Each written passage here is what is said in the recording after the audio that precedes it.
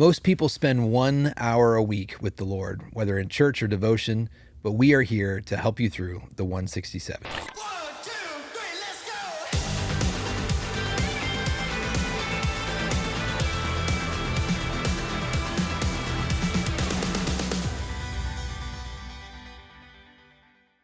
Hey, welcome back to the 167. I am Carissa Motley, hosting this week's episode of the 167. I'm here with Pastor Lucas. Yo. And Megan. Good morning. Yay. So we're excited to be here with you. We are continuing our Get Ready With Me series. So this week, Pastor Lucas preached on putting on humility. Clothe yourself with humility. So we're going to be talking about humbleness, humility today. So you opened by talking about your lovely college job of working in the calf. One of many. Is that a thing? Like, did you guys say the calf? That's at your all we college? called it. The Yeah, calf. the calf. The calf. Okay, The so that cafe. is a thing. That is a thing. The Good. calf. You're still cool. I was the one person that said yes in the 1045. Oh, good. So that was me. It's like I heard this one. I was like, oh, one person. Yeah. It was Megan. That was me. Okay. So you talked about how you got to scrape pans and have soggy jeans. It smelled really bad. Jonah was cringing. Oh, that whole part I was I dying. heard him gagging in the front row. He was making gagging sounds. Yes. Oh, He's so funny. So gross. So I'm just curious, like, what are some other jobs either that you've had or that you think of when you're like, oh, that is a low man on the totem pole job that just, whew, you just got to kind of push through that. Are there any other things? Have you had any other jobs? Had any jobs like that? She's I like, mean- this one. No, I was literally Don't say this one. Church Don't say this jobs. one. But so I used to watch this show called Dirty Jobs with Oh, my dad. yeah, Like yeah. Saturday mornings on whatever animal channel Right. that was. Yeah. And so there was Discovery. it's Discovery Channel. There were so many on there that I was always interested in, but I was like, I could never. Like some were just there's like meat packing plants or like trash yeah. jobs or Yeah. like sewage I can't even imagine doing any of those. But hopefully they get good pay, you know? Well, I've always heard that about, like as a kid, I was always like, oh, I could never be a garbage collector. First of all, ours, like, they have a truck and they grab your can and so that's not so bad. But I have heard that garbage men get paid pretty well. So that's, Right. I mean, They if there's have union compensation, yeah, you right? know, like, Can do anything for the right amount of money. Right? I was to say, I don't even know, but I grew up on a farm, and it was a pig farm. So pig farming, very dirty job. But also we had a septic tank, Oh, yeah. and Yeah. I did not realize what that meant until something went wrong with it. Like I was a kid, so I didn't know exactly. We used to have to flush the stuff called like Rid-X and stuff like. So you had to flush bacteria into the thing so it ate your poop, and because it's just a big tank in the ground that Yep. keeps all your stuff. Yep. And so, like, I was like, my dad was explaining that to me. I'm like, so we're putting bacteria in a metal can in the ground and then flushing all of our water into it. And he's like, yes. And I'm like going, okay, this doesn't sound great. It feels like that's just like this thing festering under the ground.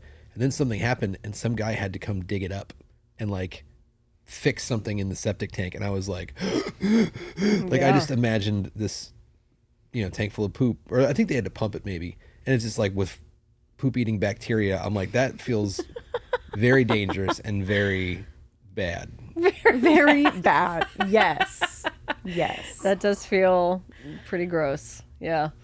When I was in college, I worked at a camp, a Christian camp, summer camp, a lot like Camp Comcedo. And I worked officially in the kitchen, but like you just do all the things, right?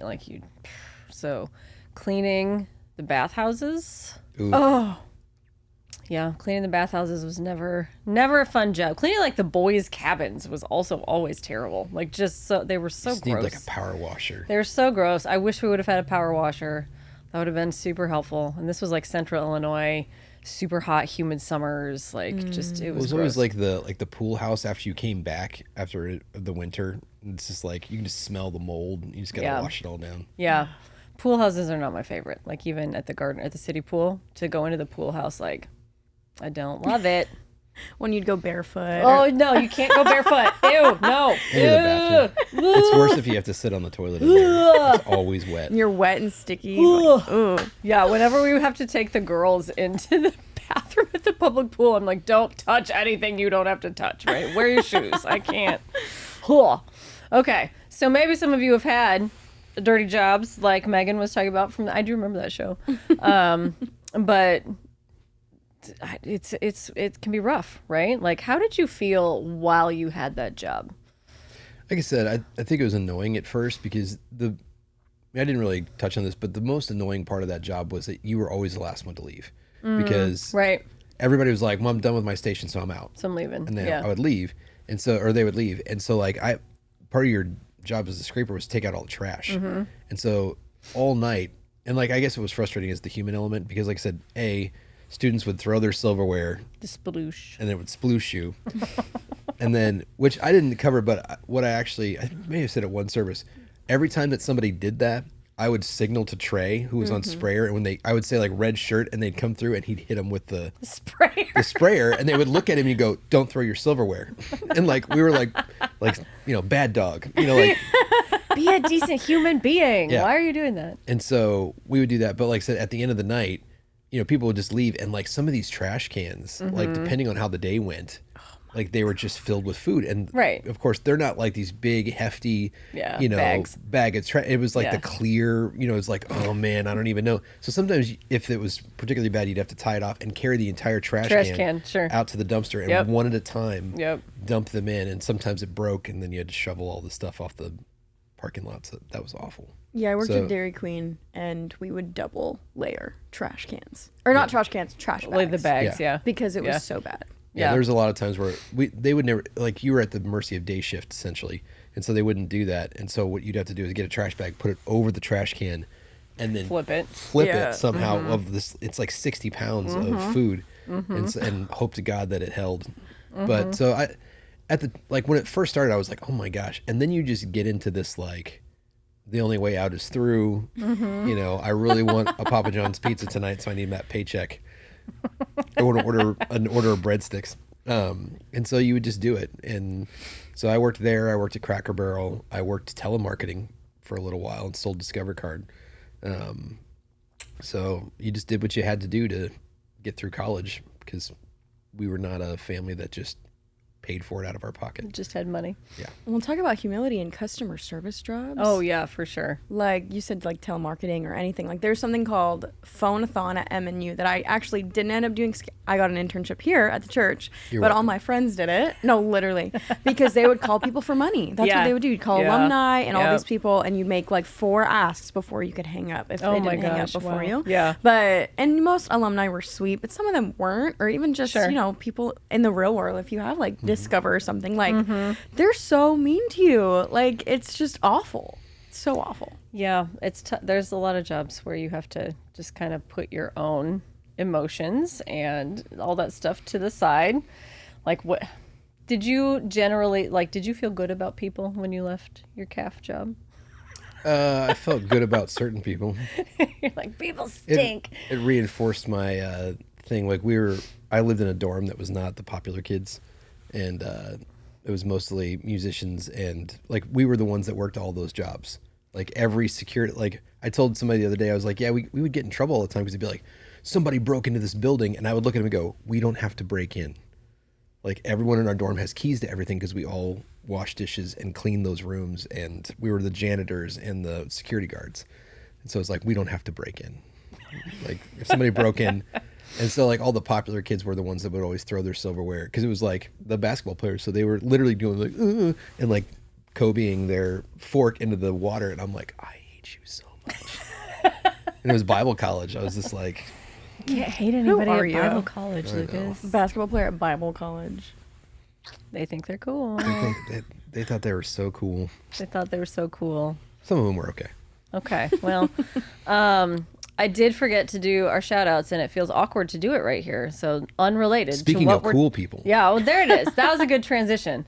I was like, I don't know how to transition to this. I forgot. We were going to shout out Tyler and Mackenzie DeLong. You said they told you they enjoy the podcast. So. Absolutely.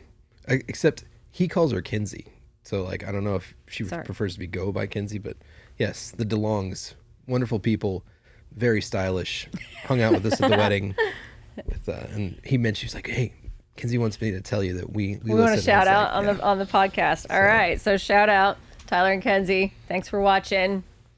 Good to have you. I just also want to say, like, no one ever tells me that they listen to the podcast. They just tell Lucas, and because he's always the one with the shout outs. So, you know. Jen Berg told me once. That's about Yeah, it. but we've shouted out Jen a couple times. She's gonna No, text we're me just- right now. We're just when she's saying. listening this. We're just saying, like, you can tell other people besides Lucas that you enjoy the podcast. Carissa wants to hear it. You can tell Carissa if you walk up to a homeless person and go, "I listened to the 167," you won't get a shout out. You Well, I guess that's true. Okay, so gotta tell somebody on the podcast. somebody on the podcast, yes. Although you should just randomly walk up to people and say that. I listened to the 167 podcast and walk away, and we'll see if we get new listeners. I think there are multiple 167 podcasts though, so There's at least another one. yeah, there's at least one other one. So hopefully they listen to the right one. That's dicey. There wasn't when I registered it. I checked, so they're I believe you. copycats. Copycats. It was such a good title. Well done. Okay. Speaking of pride, Speaking of humility, I repent, and all the LCC basketball players, you guys are great. And I'm not bitter at all. LCC doesn't even exist anymore. so LCU. There you go. All right. So you were talking about the difference between humility and pride, and remind us your definition that you used in the sermon, because I want to talk about what other ways have we kind of understood pride in particular. I think that's a word that kind of culturally means different things than we understand it to mean in a Christian context, like in the church. So give us your definition that you were working with on Sunday. On Sunday, I said it was a combination of conceit and contempt. Yeah. So that there's like an up and a down to it. So, because some people confuse it where if I go, man, I'm just really good at this, and people are like, oh, you're so prideful. I'm like, no, I just feel good. And if I Yeah. wake up in the morning and go, man, my hair's looking good today, like that's just good self-esteem. So that has nothing to do with anybody else. I just think I have confidence in that, or I can Sure. have confidence in Christ. Sure. And it's like, but pride, I believe, is when you are pushing other people down and going, oh, that guy over there threw his silverware, and so he's a terrible human being. I'm such a better human being. I would never do that. Yeah, I would never do that. Yeah. Like, I remember before we had kids and we would look at other parents and be like, we will never do that as parents. Our kids will never behave like that. And now I'm like, here's your iPad. They But- never, like they've never nevered before. Yeah. And so there's that part of it. And then there's conceit, which is you have a tendency to look at other people or to look at a position or station and say that that's what I'm really deserving of. Yes. And so you elevate yourself in your mind. So it's conceit and contempt. Okay.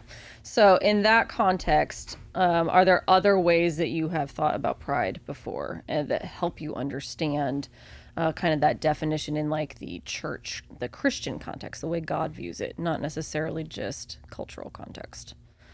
Other ways you have understood that?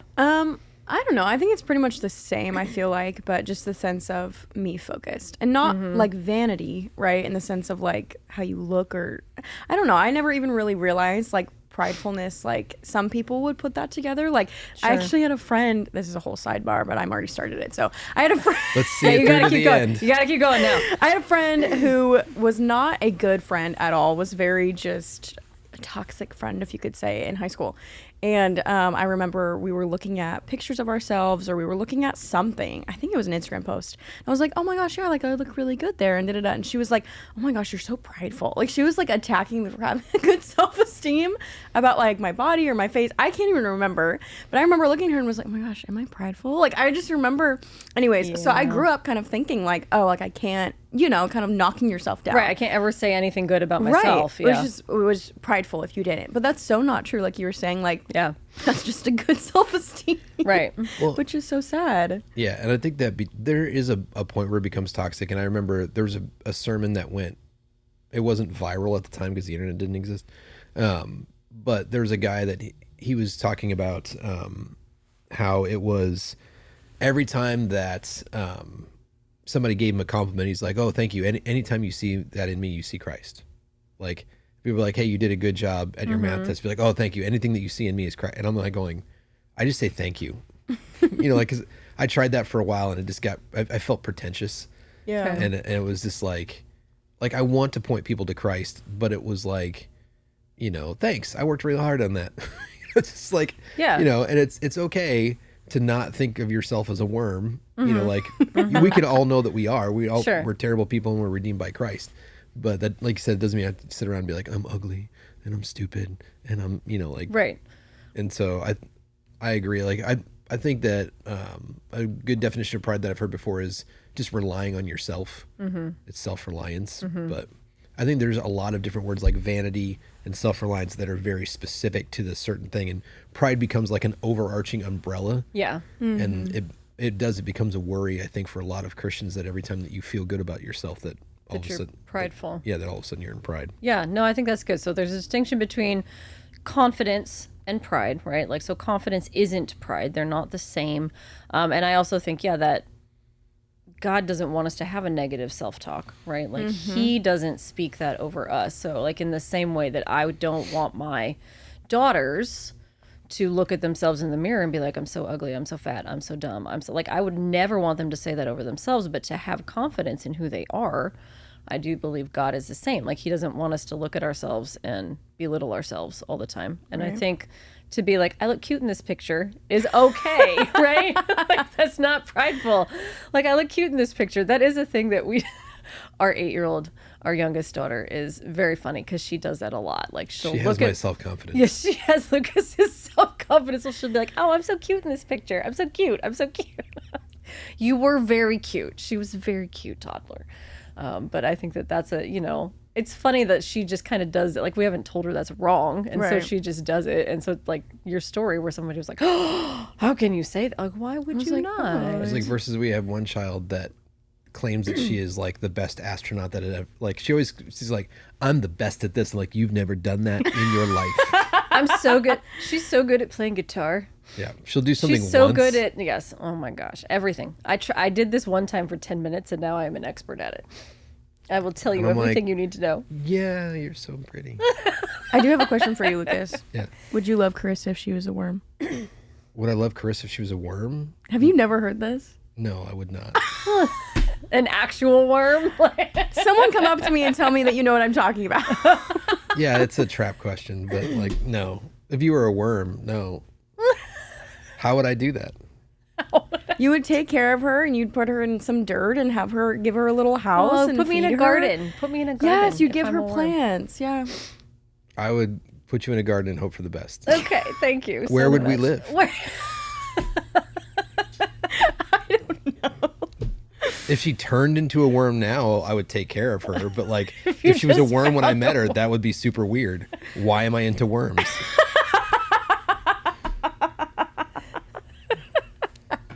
That's so weird. Anyways, That's so weird. I do think though pride is Is that any. because I said I'm a worm? Because okay. I was like, I have to ask him this She question. was just holding on to that. I was. It's in the back of her mind. She's just holding on to that. But yes, pride. Trying to get back. on track. Weirdos. Pride is anytime we put ourselves in God's place. So anytime that we don't need to, or we think we don't need to rely on God, I think that is another sense of pride. Yeah. Because that's what I really struggle with, in the sense of, oh, I can do this. Like I can go sing on stage. Like I don't really need God for that. I can just, I'm gifted. Yeah. Yeah. Right? Yeah. Like, and yeah, there's a difference between singing good and worship leading. So there's that, right? sure. But I don't know. So that's something that I never knew was the definition of that until kind of growing up and Yeah. then, actually doing things for the Lord. I guess that were, I don't know, outside of my reach and my realm. I was like, oh, I actually do need God. Yeah. And the difference of doing it with him and without him is really, really stark. Sure. Yeah. Well, I think you're seeing that in culture a lot. Like, we're having a fairly large culture war in America, and I'm not going to point fingers at who's doing what, but like, I do think that there is very much, and maybe on both sides of everything, but it's like there's this God complex of, I can fix this myself. And it's like, and I think it goes both ways. If I could just force everybody to be religious, or like I said, I do believe in that, like things like socialism is a replacement of God with government. Yeah. It's, I will fix all the problems through this, Yeah. rather through the redemptive power of Jesus Christ. Yeah. So it's like, it's either way. It's, I think I can force people into a certain ideology or belief system. And it's one of those things that it's like, you really are, you're putting God you're something in place of God. And so Yeah. I think that you can be prideful on anything, and you can use things that are very nice. You can be hospitable, you can be charitable, Right. you can use the medical system, but some people put any one of those things as God. Right. I'm going to live or die based on the doctor that I get or the prescription Right. that I'm on, rather than I'm going to live or die according to God, and Yeah. the healing power of Jesus Christ. And so you can use any of those things, but when you said, when they become the thing of God, all of a sudden that's where pride is. That's where Yep. Okay, so it's idolatry. yeah, so let's talk about humility then for a second. So you said, you're talking about the table and where we sit at the table, and how embarrassing would it be to sit at the head spot and be asked to move down.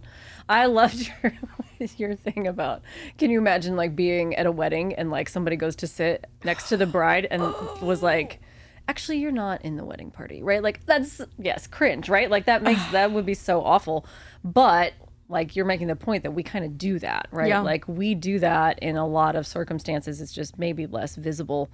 So you were talking about when we humble ourselves, we make room or space for God to lift us up. And you were reading from First Peter, right? So humble yourselves before the Lord, and in due time He will lift you up. And so, like talking about that, give us a little bit more on that. What does that mean that we make room for God to lift us up when we are humble? In my brain, and I didn't get a chance to go into this as much in the sermon, but so if you picture that table, how long the table is, let's say it's 50 people, 100 people, 25 people.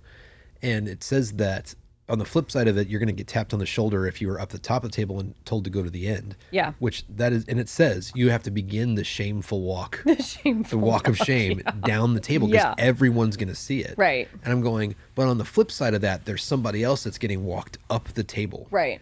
And so, To take your spot. yeah. And so I was like, well, if you just get scooched down one seat, like everybody's like, oh, just scooch down one seat. Like, that's not a big deal. Sure. If you get paraded up the table, like that's, elevation. It's the opposite of humiliation, Right. because humiliation is when everybody else thinks less of you. Like, this is like one of those, like, people are like, oh, who is that guy? Yeah. Like, what's Yeah. like that's going to happen. And not that like we should hope for that, because then we're prideful. But I'm just saying, like, the further down on the table you are, the bigger deal that is. And I also think that, like, we were discussing it next, our young adult group that night out of 2 Corinthians, where it's talking about in your weakness, God's strength and love is made Yeah. perfect. Like, His power is made perfect in your weakness. And so, like, people are like, at my table, we were discussing, like, what does that mean? And I'm going, well, if God's power and strength is jet fuel, right? And my power is, energy drinks, then if Not anymore. I know, but I'm just saying, like, in relation to power, but I'm like going, so if I'm full on that, there's no room for God. Right. And the less of me that there is, the more room there is for jet fuel. And so when Right. he's saying that, like, in your weakness, like when you are completely drained and empty, and people will talk about this all the time, where they'll say, I went through this really hard season where I just got stripped of everything. I hit rock bottom. Yep. And they Yep. encountered God in a very tangible, Yep. very powerful way. Yep. It's because they made room. Yeah. And there was finally room for God to show up, because you were gone. Yeah. Like, all that stuff, all your money, all your self-strength, all that had been stripped away. And so God got to walk in, and you were like, oh my gosh, what's this power? But then what happens is, we start to get our lives back on track. And so we go, oh, thank you, God. And then we start to increase ourselves, and it decreases God. Then we go, I don't hear from God Right. the way I did in my time of trouble. Right. And it's like, well, that's because in your weakness, there's room for God to The work. strength, yeah. And that's when His power, like, it's kind of like, my power is here, but when you finally reach empty, my power is made perfect. Yeah. Because I am 100% your power. Yeah. So, That's a good visual. Yeah. No, and I was thinking of the same thing of, like, when we're chasing recognition or control or whatever it may be, it's almost as if we're like building a physical platform for ourselves, but it's super fragile. Like maybe like Yeah. paper, Yeah. and God's Yeah. like, well, you already have a platform. I can't, what do you want me to do? Right. We're already on this Right. platform we've had for ourselves.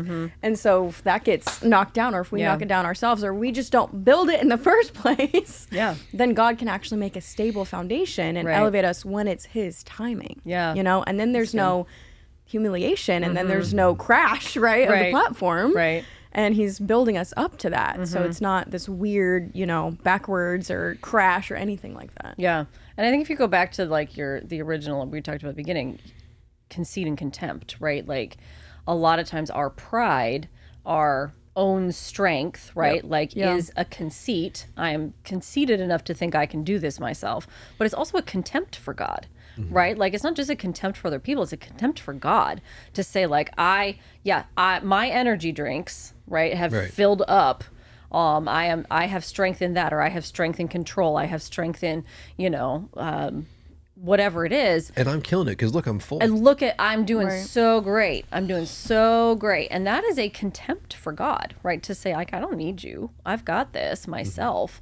So I think that is both a conceit and a contempt, right? Like to say, I have this myself is conceit for myself, but like then I'm like, that's a rejection of God and what he wants to give me. Yeah. And like I'm reminded of, and this doesn't happen every time, but like in a really tangible way, I remember I had a friend that he was basically complaining all the time that he was just like, there was like this management position open and he was like, I don't know why they won't pick me. I don't know why they won't. Like he was just like, he really wanted that elevation. And then what happened is their company got bought out and then they cleaned house on that manager level. Yeah. And so I was like, if God would have given you that job, good thing you didn't get that job. you would have got laid off. Yeah. And it's just like, and then they came in and then like later on he was able to progress up there. But it's like, like it's that thing of like when, if you see a bus coming and you grab someone and you pull them back in the street and they're like, what are you doing? And then all of a sudden Then the bus comes through and you're like, just wait. Yeah.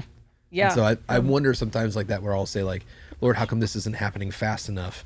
And it's like, what are you saving me from? And like, I think that we've all been in relationships like that where it's like, maybe not you, but You saw the cringe on my face. But I mean, we've been in relationships like that where we're like, Lord, why isn't this working out? Why won't, this person love me, whatever. And then all of a sudden you're like I have a couple of girlfriends now that I have ex-girlfriends. Thank you. I have a couple of girls that I dated. Girlfriends now. Girls that I dated in the past that like, you follow them, Social media. Social media or whatever, it'll come up and I'm like, hey, their name change. Oh, like they got like, they're now divorced and they're like, it's kind of a hot mess. And I'm just going, oh, did I dodge a bullet? And I did because I have the love of my life and we have 4 beautiful children. Thank you. But I'm just saying like, there have been relationships, I think like that where people are just praying to the Lord, like, why won't this go to the next level? And it's like, no. God's like, please, just let me do my thing. Yeah, and there's a couple of questions that kind of get into this on our list, so I don't want to get too far down that now, but that's exactly that happened to me a couple of years ago where I was applying for a job that I thought like, this has got to be what God wants for me, right? Because I was like, I'm ready to get out of public education. I want to go to a private institution. It's going to be so much better. I'll be able to talk about my faith. And like for my applicant, I had to write a statement of faith. I had to say like all the things I'm involved in at my church. I was like, this is going to be it. This is going to be great. And I didn't get that job. And it was like, I was very disappointed at the time. I felt very rejected.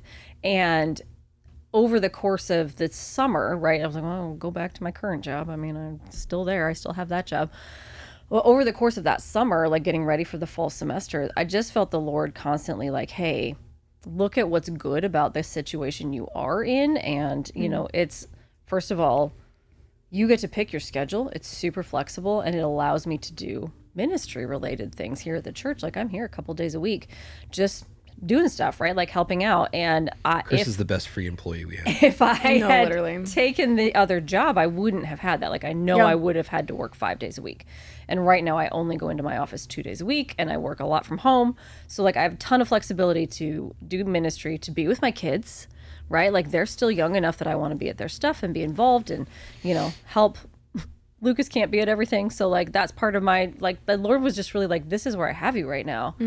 And this other thing like was not going to be as great as you thought it was. And so that was a whole process of like, the Lord had to really show that to me because in my flesh, I was really disappointed. I didn't understand it. It didn't make sense. So you read from 1 Peter 5, so I'm just going to reread. 1 Peter 5 verse 6 says, humble yourselves therefore under the mighty hand of God so that at the proper time he may exalt you, casting all your anxieties on him because he cares for you. So those are part of the same sentence in the ESV. It's a comma between he may exalt you, comma, casting all your anxieties on him because he cares for you. Don't you talk to me about grammar. Oh, I'm going to talk to you about grammar. This is my forte. So first of all, I just think this is interesting because like 1 Peter 5:7 is one of those ones like I memorized that as a kid. Cast all your anxieties on the Lord because he cares for you, right? Like as a complete thought. And so I do think there's probably some of the other translations do that, but like you read out of the ESV that it's connected to humble yourselves, right? Humble yourselves under the mighty hand of God so that at the proper time he may exalt you, casting all your anxieties on him because he cares for you. So the humility and the anxiety, like there's a connection there. So let's talk about that for a second. Like how does being humble, how does humility help us be able to cast all our anxieties on the Lord? Yeah. I think, excuse me, oh my goodness. I think humility actually relieves a lot of anxiety because anxiety is like everything's on me, right? Everything Yeah. depends on your own thoughts. Right. And if I don't do this or I'm worried about this, it's all like me focused. And so when you're humble, you have the distinction already in place that God's got this, that this is not on me, this is God because I trust God. God is bigger than I am, right? Sure. And so I think when you do have humility, you already have that in place. And so you're almost more free, right? You don't really have your yeah. initial thoughts aren't to, I have to fix this, I have to do this, I have to worry about this because I have to hold it, right? That's anxiety is like fear of the future and stuff. Yeah. You're already thinking about God and Yeah. what God is going to do and even like trusting him when you don't know, right? And so if that's already in place, you're basically free. You know, it's Yeah. so much more freeing to just already be like, okay, I don't know, but God does. Yeah. Like not me, but God, right? So Yeah, that's good. Yeah, I think that's true, and I think that I think when you are jockeying for position in life, like when you are looking at that up and down, like I'm more important than these people, not important, then you have to maintain that. Right. So it's almost like being in a race, and it's like, well, there's a horse or a car in front of me and behind me, and it's like going, well, I have to do this, and I have to pass this person. I have to do, it's like, so it's Right. always under my power. Right. And it's like, I have to maintain what I have, and I need more of it, and I need that. And it's like you can see like kids don't have that, like little kids, because they just go, oh, my mom's going to feed me. Oh, my dad's going to pick me up, and so there's this humility that's found in your identity as a child of God and someone who's redeemed by Christ, to co-heir with Christ. And so that's the thing, like when Paul talks about, I can boast and brag in these things. Yeah. And he's talking about, hey, I've given my life for the gospel. I've done these things. And it's good because it's like I got beaten, like he's doing it for the Lord. And I think that there's a really good, healthy sense of self there, because like you said before, when we were talking about if it's about my self-esteem or if it's about this, but if I'm just like, oh, I'm taken care of, then I don't have that anxiety. And if I'm going, Yep. the God's either going to elevate me or he isn't, then I'm not worried about like, I have to do this because otherwise, I don't get the next promotion. Like I will admit, like as a pastor, a lot of times what you are worried about is like, we will have this happen at home, is that someone will call me on the phone and I sit there and go, I'm spending time with my kids. I'm, in a family moment, and I'm like, I need to let this go to voicemail. And I'm going, what if it's an emergency? That is always what you say. It might be an emergency. And even in that case, I'm going, I'm not a firefighter. Like I'm not an ambulance driver. Correct. Yeah. Chris is, trying to drill this into my head. So a lot of times I will just like, I'll even check it. Like if I get a text, I'll just look to see if it's an emergency and then go, nope, I'll call that person back, or someone will leave, a message like, hey, can you do this? Or I'm having a problem with doing this. I'm going, okay, after my kids are in bed, I'll call you back. And so it's like how to be present. And in that moment, like that is a prideful moment for me. Like I have to be the one to solve that person's problem. And if I don't, what if they think less of me? What if they think their pastor abandoned them and the church wasn't there for them and they have church hurt and they lose their salvation because of, and I'm like going, I'm not that important. Yeah, wow, that's a wild spiral there. Oh yeah. But it happens all the It's time where real. it's like, Yeah. it's the lies of Satan of Sure. like, because we have had people where it's like, I was in the hospital and you didn't come visit me, so I'm never coming back to church. And I'm going, how was I supposed to know you were in the hospital? And they're like, well, I posted it on Facebook. And I'm like, I'm not even on, like, Also, I can't monitor everyone's Facebook. like I'm going to sit at home and like scroll through Scroll. Facebook and be like, Well, that sounds terrible. oh my gosh, they got a new puppy. I have to call them, like, so But I do want to know, like, I want to visit Sure. people and I want to minister to them. But that's also why I train life group leaders and I Yep. train other ministry leaders so that they can also call on them Yes.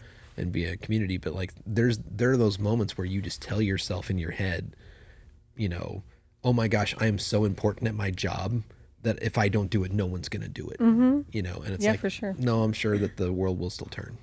For sure. Unless you work at the like power company, and then I really need you to be at your job. I'm just kidding. I think they have it covered. I think too, like, so Megan, what you were saying made me think about this, is that there's a lot of anxiety comes when we don't trust. Like we don't have the ability to trust, like you were saying, that God is the one who's going to give us strength, and God is the one who's going to get us through. You know, like, it's just that anxiety for me happens a lot. It's worry. Like mine is like, I worry about things. What about this? What about this? What about this? I think anxiety says what if to you all the time. What if this happens, or what if this doesn't happen, right? Like, it's just this, like, for me, like, when I feel anxious, it's a whole bunch of hypothetical things, like things that haven't even happened, right? But like, it's because then that's when I'm like, well, I have to prepare myself. I have to be prepared for all Right. these I'm a worst case scenario person, right? too. Like, I want to Yes. be prepared for what if this happens and this happens and this happens, and I need to have a plan and I need to have all this. And that's like when I start to spin out about stuff and feel really anxious. And so the form of pride that is, again, is the conceitedness that I can do any of that. Because I can't predict the future, right? Like, Right. that's crazy to say, well, what about this and this and this?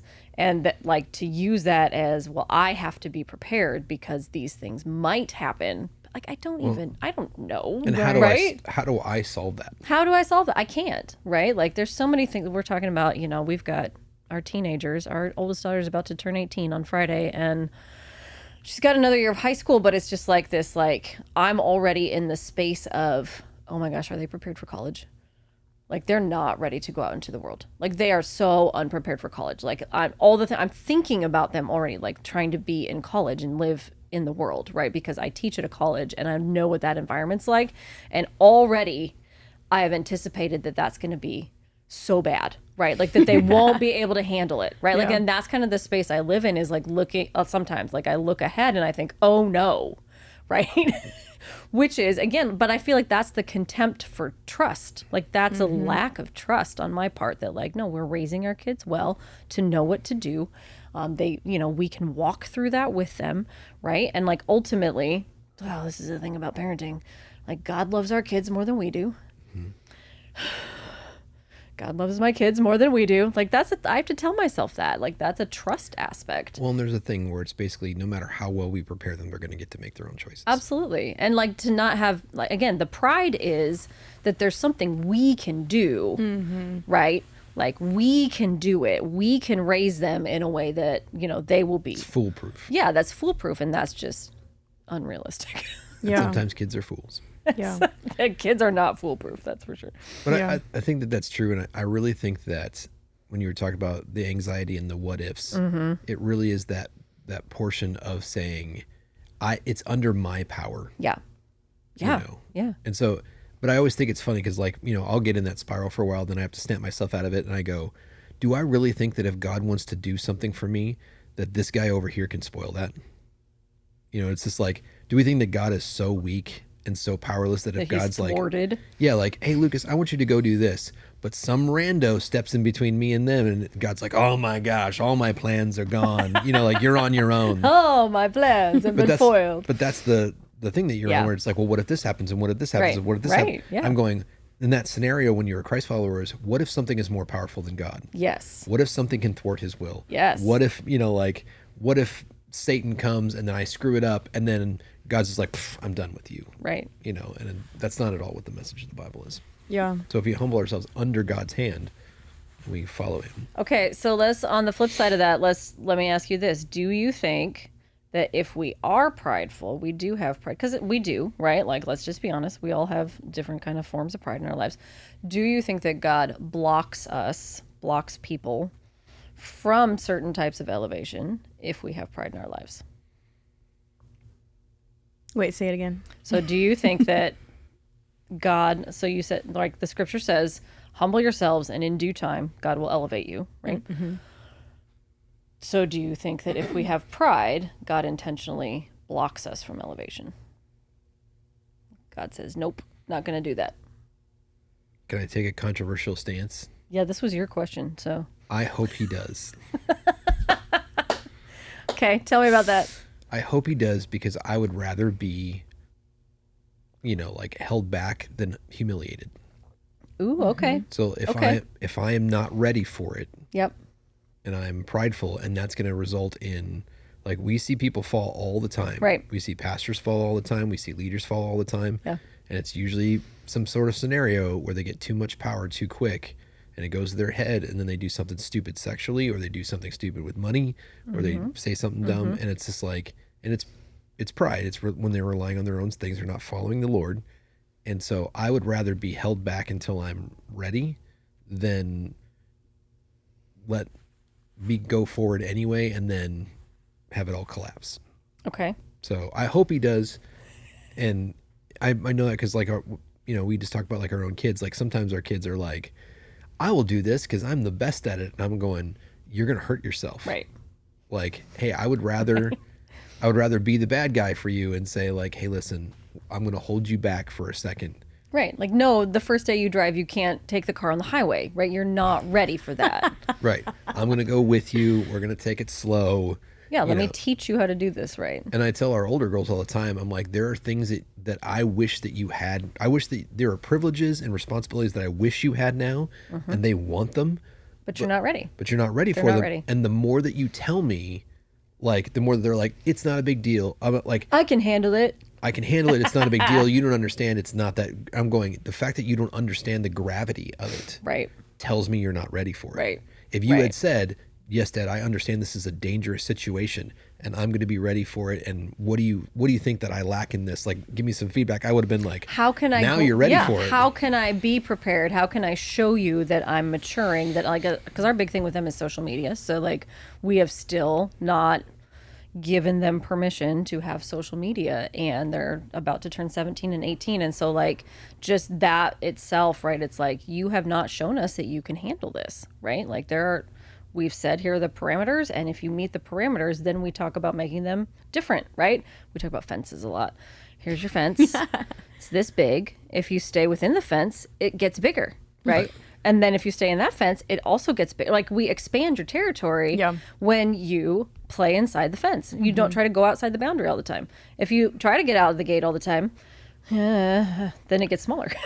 Right? Like, then we shrink it. And you see it too with finance, where people say, God, I want to win the yeah. lottery. And I'm like going, he can't trust you with $20. What do you think is going to happen when you have 20 million? No, literally. Yeah.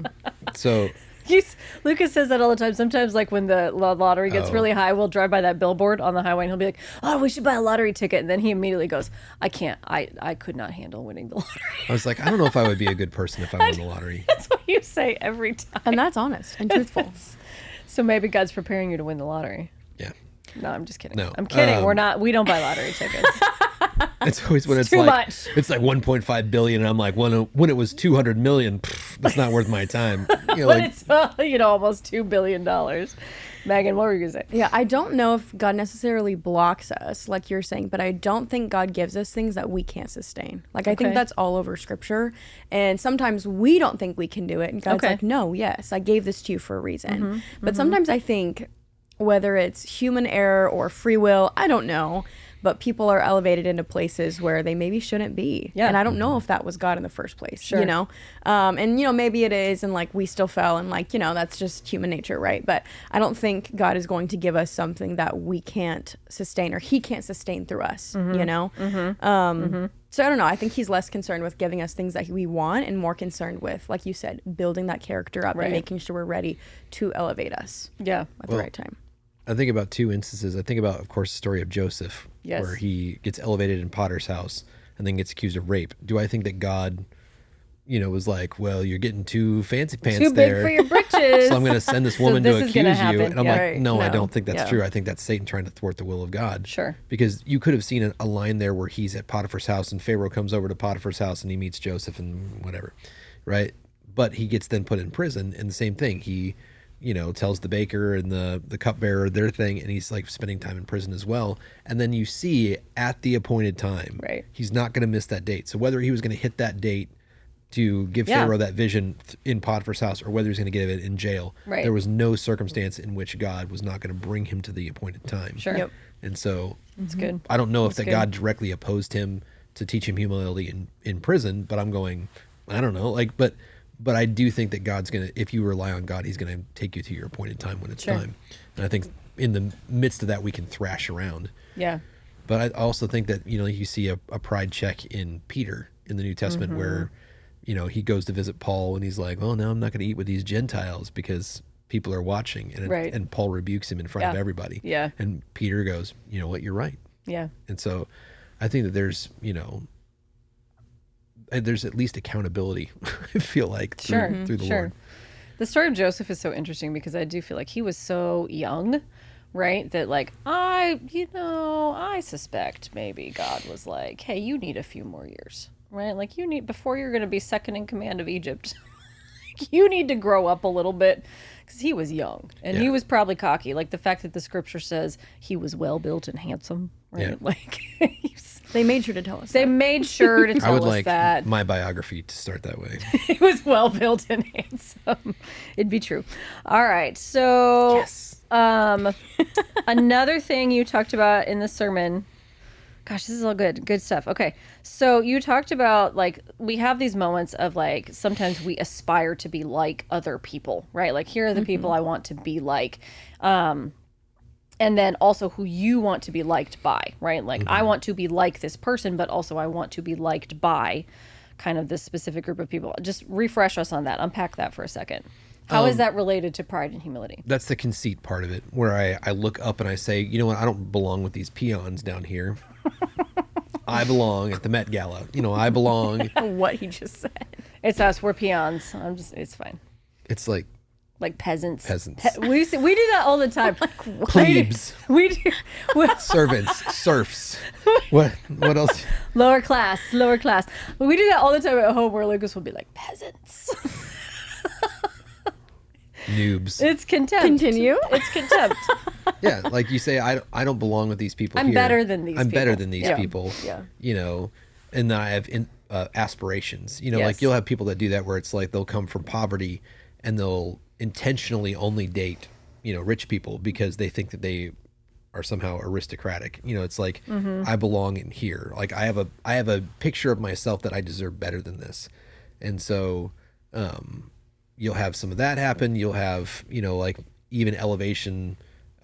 Not the church, Every time we say it, I feel like I want to say not the church. but I mean, but let's take elevation. So like I could say like, oh, Stephen Furtick's this famous pastor. He's on albums for Elevation Worship. He helps write stuff, and I think that in my head, like if Stephen Furtick were just to meet me, he would instantly want me on his team. He would just be like, I gotta hire you away from wherever. Like come be at Elevation, and like I'm, like. If that was my fantasy, like if that was something that I was aspiring to, like it would be this thing of going, oh, I belong here. Yeah, you're putting yourself in that company. Yeah, because I'm way too good for where I'm at. I belong there. And Yeah, so so it's a form of pride. yes. Yeah. Okay. So have you guys ever have you had an experience like that in your life? But also like when you think about who are the people you want to be around you, right? Like how does that affect us in our lives? How does that change? How does that change our viewpoints on people and those kind of like? Does it? I don't know. How does that affect our aspirations? I definitely think the people you surround yourself with change your new normal. Okay. So like, whoever you're around, like if I'm hanging out with people at church, then Jesus is going to be my new normal, and humility and love and compassion and status goes out the window. Right. Sure. Like I think of when I first got here, when I first graduated, I remember, I'm going to shout out people's names and I hope they don't, I hope that's not offensive. So Trent Barrows was really cool in high school. And You should have just changed it to like Brent Taros. Brent Taros. Really cool in high school. And Jonah kind of was too. Like they did, partying, whatever they wanted to do. But I remember seeing that, and then coming, my senior year of college here, came back and they were serving in youth. And I was like, why is Trent here? Why Yeah. is Joni here? I remember Yeah. being like, they're too cool for this, in their Right, head. I'm right. like, why they'd never be here, whatever, and Trent was coming up and talking to me and having a conversation. I was like, what is going on? Like, I just remember being like, why is he talking to me? Because I still Yeah. had that like high school kind Right. of thing, because I hadn't Right. seen him since high Yeah. school, whatever. But I was like, why is he talking to me? Like, oh, whatever, and I was like, oh my gosh, this is so stupid. Like, Yeah. are you kidding Yeah. me right now? And so just going back to like, whoever you normalize yourself or whoever you surround yourself with, that'll be your normal. So going to church, like that, it should melt away, right? Right. Like that weird Right. class status of being in high school and I'm better and you're, whoever has the best shoes or whatever it was, Yeah. and then, Yeah. or contrary, like there were girls in college that were just awful, like awful. And I never really got to be around them, but my roommate before me, our freshman year, she was around these girls that were just terrible. Like, I mean, like it was so awful and spreading tea and rumors and boys and all this stupid stuff. And I was just like, is this real? Is this real life right now? Yeah, And yeah. so she pulled herself out of that. But then we saw like just how this awful like spiral and how like girls were going, joining this group and then changing completely. And so anyways, whoever you surround yourself with, your normal changes too. Are you just? Was that real, or did you just watch Mean Girls? No, that was real. Like my college roommate came That's out of literally that. the plot of Mean Girls. Like she Yeah. was the girl that Yeah. everybody attacked because she was beautiful and like she's just so kind and loving. And I don't know if they were insecure or what, but they Yeah. attacked her and they got guys on their side to Oh like my hate gosh. her. It was awful. I was like, you're the sweetest person ever. Like what the Yeah. heck is going on? And then we all Yeah. graduated sophomore, junior year, and then these girls like left because they were trash and people turned on them because they were awful. And Oh my word. it was actually they were insane. behaving like trash, but they are daughters of God. Yes, that is true. That's true. That's, Shout yeah. out, you trash out there. I don't know. That feels like we might need to edit that out. Don't do it. Listen, that's that thing. I'm like, somewhere there's one of those girls that she might stumble upon this podcast. We want you to know that you are God's child. Yeah, Brent Yes. doesn't. Brent doesn't. But post you were probably edit also- all of our And that was content. 6 years ago. Sure. Sure. Hoping, I'm sure. Yeah. That We've changed all by now. matured since then. Yeah. Lucas, what do you What? think? Are there people that you have aspired to be like, or people that you're like, I want these people to be around me? Yeah, but if I could touch on something tangential, Yeah, when you were sure. talking about that too, I told a story on Sunday morning about how I went to this really ritzy party. Oh, yeah. And I did not feel, kind of comfortable there. It was not that I was not welcomed. And I always thought of myself, and that was, I think, also a sense of pride, is that I thought of myself as this like working Joe kind of. I'm not like these Richie Right. And snobs. so I did. I went and hung out with some of the kitchen staff and my limo driver because I felt, but that was to mask an insecurity that I had. Because I was in this room full of very successful people, like, very wealthy people. And I was like, oh, they're going to think I'm a poor, and so I would rather go hang out with the other poors. Peasant. Yeah. And so like, it was almost that like insecurity of being found out that was more about me than it was about them. Okay. And so, in that, like, I have a friend that he is probably, well, he has more money than I do, and so he's trying to coach Lots me. of people do though. Yeah, lots of people do, but Just to clarify. I've talked with him, and he sent me a couple books because he's like, hey, as a pastor of a church, like you have to be able to talk to everybody. You have to be able, and like I'm also involved with NLCA, and so part of that is that we have to go and fundraise for Right. NLCA as well, and so part of that is you got to talk to wealthy donors, you got to convince people that have disposable money to give, and it's like going, if I go in there going, I'm just poor and I'm just, like I can't talk to this person's going to judge me. That is also, I feel like, a sense of pride because it's me focused, and it's again, it's how I'm in relation to conceit or contempt, right? And it's like, I even think badly of the people, there's that, I think that thing where you're sitting at the table and you go, everybody at the table ahead of me, they're just probably mean and they're terrible Yeah. people Yeah. because, they're better, they have more money than me, so they must They be greedy. think they're better than me. Yeah. And like, I even had a conversation with my brother yesterday where I said, I don't like the stereotype that it's like, oh, you have a large church. It must be because you don't preach the gospel. It must be because you don't preach hard things. And I'm like going, no, Josh, like we've preached like hard messages and more people came. And that doesn't mean that they're 100% on board with us. Like Sure. we have people that attend our congregation that do not agree with what's coming from the pulpit, but their friends come here and they like the community, and so they'll put up with it. Yeah. And it's like, well, you're not preaching hard enough to get rid of them. And I'm like going, I don't want to get rid of them. I want to change their minds. And so, but there's always that thing where it's like, if a person has a bigger church, all the pastors will be like, well, they must be soft. Yes. You know, Right. and if that person has more money than me, they must be greedy or corrupt. And so I think there is also that pride in myself where that's rooted in insecurity and anxiety. Yeah. That it's Yeah. like, you know, there have been people that I aspire to be like, but sometimes it's if I encounter someone who is higher station, bigger church, more money, whatever it's going to be, like in some way they have a more elevated life than I would perceive that I have. Like it creates an insecurity in me rather than being secure that God has me exactly where he wants me to be. And I think that also can be this like reverse type of pride where I'm going, then I have to lower them in my esteem. They must be greedy. They must be this. They must be that. Rather than just seeing them as my brother in Christ and being able to be happy for them and being able to learn something from them. Yeah, that's good. That's good. Okay, we're running short on time. Let's wrap up with, have you ever had that experience where you got elevated into something? Right? I got the thing that I wanted, and then it was not everything that you had hoped and dreamed that it would be. Lucas says yes. I have. I'll pick a safe example though. Like Okay. that's happened. Safe At, example. well, in ministry, I don't like disparaging other churches. Yep. And I don't like talking about church drama. So in my career, that's I'd rather not talk about that. I did once. We've talked about this since we're on this topic of ex-girlfriends. Probably the Well, we moved on, but it's okay. We can bring You it back come up. We can resurrect Yep. it. probably the most toxic relationship I was ever in was because a girl started to like me and her family had money and she was like, she's the stereotypical like head cheerleader, blonde, very pretty, has money kind of a thing. And that was the insecurity that somewhat made it toxic for me was I was like, why does she want to be with me? So it was like constantly questioning what's happening in the relationship and having anxiety about that. But also, I think she also kind of knew there was an imbalance in it, which also created some toxicity.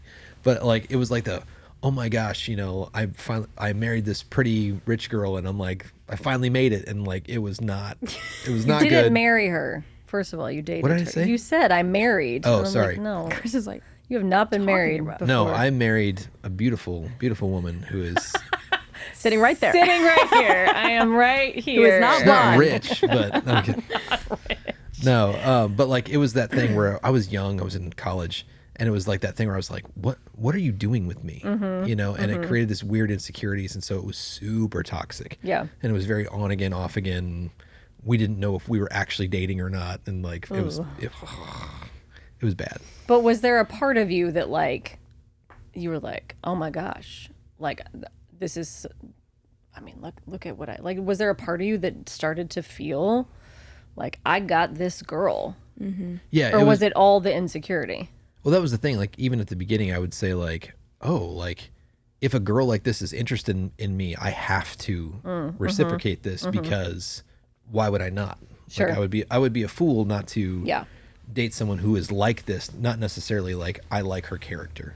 Okay. And so, like I said, that was how probably I was contributing into the relationship of being toxic and why she would keep coming back and I'd be like, you know what, we can make this work.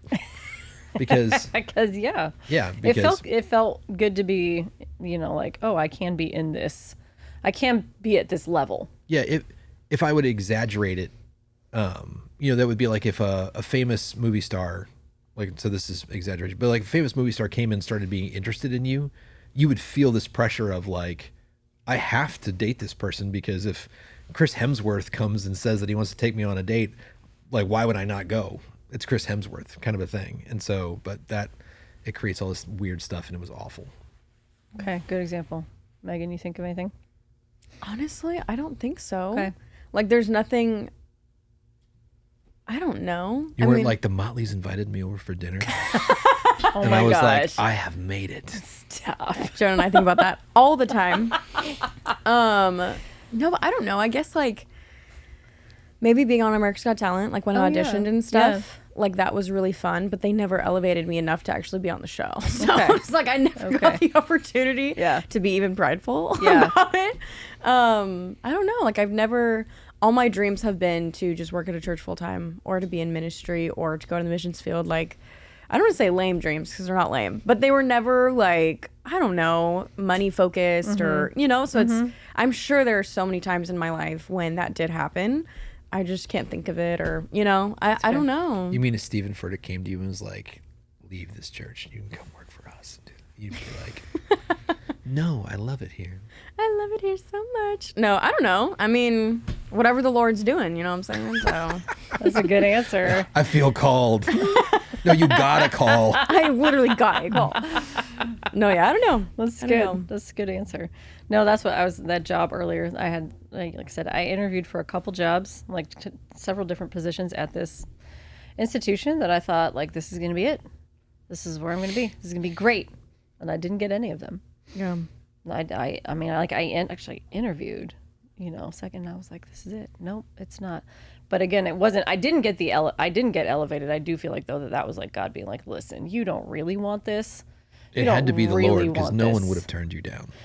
No, I mean, afterwards, I was like, okay, well, so here's all the things that would have stunk about that, right? My schedule would have been terrible. I would have had to work 5 days a week. I would have missed all these opportunities to do ministry. I would have missed a bunch of stuff with the girls. I would have taken a big pay cut. We would have lost her insurance, right? Like there were just all these things that I was like, afterwards, I was like, Wait a second. a couple months later, I was like, thank you, Lord, for not giving me, like for not letting that go through, right? Yes. That because that would have, I really do think, I thought I wanted it so bad, right? Like I thought, oh, this is going to be it. This is going to be so much better. And then after not getting it, I just feel like the Lord really affirmed for me that like, listen, it would not have been better. And here's all the things that would not have been better. Yeah. I know. Inside when you pitched that to me, you were like, here's what I want to do. I was like, yeah, baby, follow your dreams. And in my prayer time, I was like, Lord, I trust you. Close the door. Close the door. You blocked I wasn't that. praying against you. I was going, Lord, if this is going to happen, I need insurance. Right, I was like, right. I trust you, Lord. But I was in that. I was like, that's going to be great. Yeah. Which, yeah, and it's I gonna be agree great. though, because like, I auditioned for Arts Got Talent when I was like 12, 13, 12 and 13, maybe 11. I did it like 2 or 3 times and it was so much fun. My parents always wanted me to chase my dreams. I wanted to be a Disney Channel actress, love being on stage and singing, all these things. My parents were can like, you do the yes. thing? Da, da, da, da. Yeah. No, that was the dream, right? That was the dream. I hope someone knows what that was. And then you look at Miley Cyrus and go, maybe that drink stinks. Well, no, literally. Like, and of course, as a child, like my parents were just trying to help me do whatever, and we didn't have the finances to, because I could have got, like, I got callbacks from agencies, but they cost money, and then to be able to make money for them, and my parents were like, we just, like, my dad would buy a lottery ticket to be able to do that for me. It was so sweet. But the Lord, right? Like nowadays, all these Disney Channel actors going crazy or saying how, there's just all these awful things that happen to these children. Right. Their parents aren't there. They get mistreated. They get trauma. Like, if you look at Justin Bieber, like that's a whole other conspiracy theory right now, or like just all this awful things and how, or just even my character of like, being a young child star, like what would have happened to me, what would have happened to my relationship with God, my family, like just so many things that the Lord was like, no, not for you. Like, and maybe it is for some other people, who knows? I don't know. But I guarantee you my pride and character would have just, you know what I mean? Just completely ruined me. I don't know. Yeah, who would you have been if that had happened, right? Not I think here right now. Exactly. I love where I'm at. And so we love you being here. Oh, thank you. I love you being here. Okay, so we hit the hour mark, so we're going to wrap up. Woo! We are now in the 166. Thank you. Thank you for watching the 167, listening to the 167. We appreciate your support. Remember, if you want to shout out, you got to tell one of us that you are enjoying the podcast. Me and Carissa. You can just tell me. Stop it. Somebody tell Carissa this week that you Somebody listen to 167. tell me that you listen to the podcast. Also tell a stranger. And tell a random person at Walmart. I pitched this before to you at one point, but I think we should make shirts. Let's say I listened to the 167. No, just like they have the logo and say like top listener or something on the back. I think that'd be funny. Say what? Top listener. Oh, top listener. Never mind. Don't say what you heard right there. I didn't hear anything. I We enunciated. need to cut away from this. Thanks for being here. Bye, guys. See you next week. next week. If you enjoyed this episode of the 167, make sure you like, subscribe, follow, get notified, leave a 5-star rating and a positive review. Tell all your friends to listen as well. Make sure you go over to newlifegardener.com and check out all that we have to offer as a church, and check out our messages online as well. Thanks for listening.